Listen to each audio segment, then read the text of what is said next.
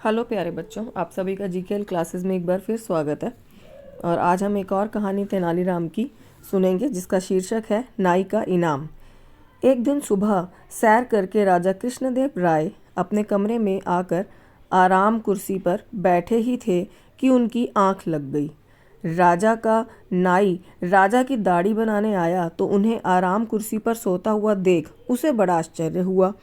उसे राजा की दाढ़ी बनानी थी और राजा सो रहे थे। वह क्या करे क्या ना करे। तो यहाँ पे आपने देखा कि कृष्णदेव राय जो अपने कमरे में, क्योंकि वो थक कर आए थे सुबह की सैर के बाद, तो वो जैसे ही अपनी आराम कुर्सी पर बैठे तो वहाँ पर जो है उन्हें बैठे बैठे नींद आ गई। और इतने में जो है नाई आया जिसने जो है राजा की, कृष्णदेव राय की दाढ़ी बनानी थी।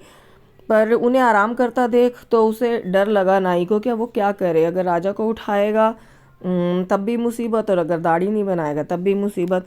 तो वो जो है वो कंफ्यूज हो गया कि अब वो क्या करे। उसे कुछ समय समझ नहीं आ रहा था। वह सोचने लगा, क्या मैं बाद में आऊं? पर देर से आने के लिए संभव है मुझे डांट पड़े। क्या राजा को जगा दूं? संभव है जगाने पर राजा नाराज हो जाए। मैं करूं तो क्या करूं? परेशान नाई ने बहुत सोचा और फिर बिना राजा को जगाए उनकी दाढ़ी बनाकर ईश्वर से रक्षा करने की प्रार्थना करता हुआ चला गया। तो यहाँ पर क्या किया उसने, वो सोच रहा था कि अगर नहीं जगाऊंगा बाद में आऊँगा तो राजा बोलेंगे कि देर से आए हो, और अगर मैं नहीं बनाता हूँ, यहाँ से चले जाता हूँ, तो राजा हो सकता है उसे डांटें या कुछ भी हो सकता है, नाराज़ हो सकते हैं। तो उसने क्या करा कि वहीं जो राजा सोए हुए थे उन्हें बिना डिस्टर्ब करे चुपचाप उनकी दाढ़ी बनाई और वहाँ से चला गया भगवान से प्रार्थना करता हुआ। कुछ समय बाद राजा उठ गया और दाढ़ी बनवाने के लिए नाई को बुलवाया। पर जब उन्होंने शीशे में अपना चेहरा देखा तो उन्हें अपनी दाढ़ी बनी हुई दिखाई दी। राजा आश्चर्यचकित रह गए। नाई ने राजा का संदेश पाकर सोचा अब उसे सजा जरूर मिलेगी। भय से कांपता हुआ वह राजा के सामने उपस्थित हुआ। प्रसन्न राजा ने नाई से कहा, काम के प्रति तुम्हारी लगन और निष्ठा से मैं बहुत प्रसन्न हूँ। तुम्हें जो चाहिए मांग लो, मेरी पहुँच में हुआ तो ज़रूर दूंगा। तो यहाँ पर जो है जब राजा जो है नींद से जागा तो उन्होंने कहा कि चलो मेरी नींद जो है वो पूरी हो गई है, मैं नाई को बुलवाता हूँ। और जब उन्होंने अपने चेहरे पर देखा, शीशे में देखा चेहरे को, तो उन्होंने देखा कि उनकी दाढ़ी तो पहले से ही बन गई है।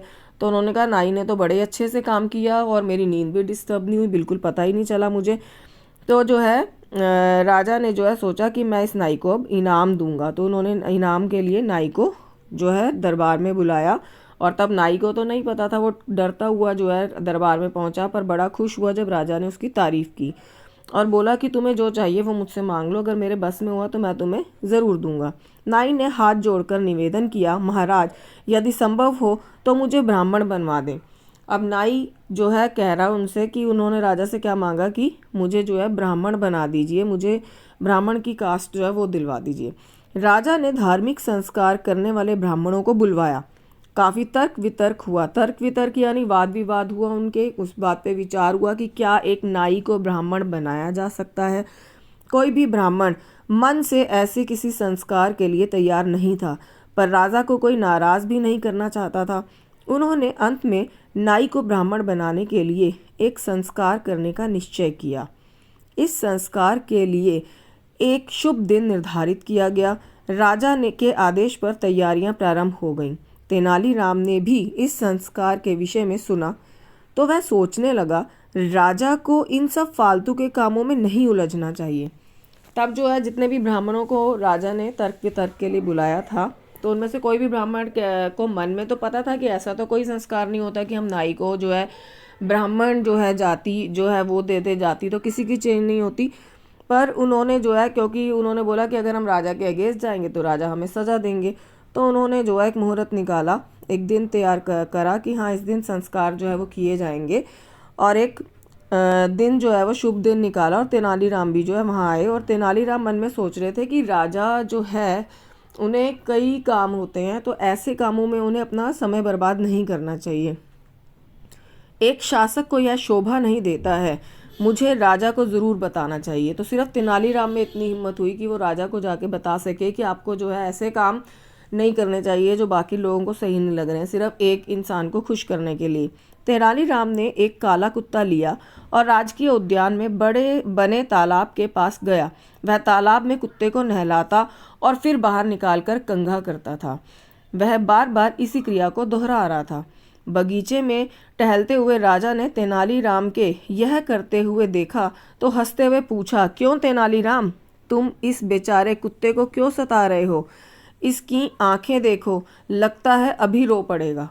तो तेनालीराम ने क्या करा कि जो राजा ने तालाब बनवाया था अपने बगीचे में, वहाँ पर उस कुत्ते को पहले भिगोता, नहलाता, फिर बाहर ले जाके उसकी कंघी करता, फिर दोबारा कुत्ते को जो है उस तालाब में भिगोता, फिर बाहर निकालता।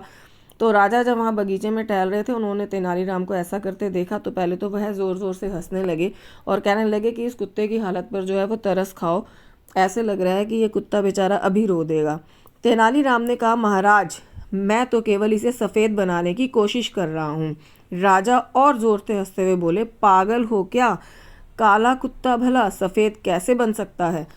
तो यहाँ पर जो है तेनालीराम ने क्या जवाब दिया कि महाराज, मैं इसे बार बार इसलिए नहला रहा हूँ ताकि इसका रंग काले से सफ़ेद हो जाए और ये कुत्ता जो है वो सफ़ेद रंग का बन जाए। और तब राजा और ज़ोर से हंसने लगे कि ऐसे कुत्ते का रंग जो है वो नहीं बदल सकता।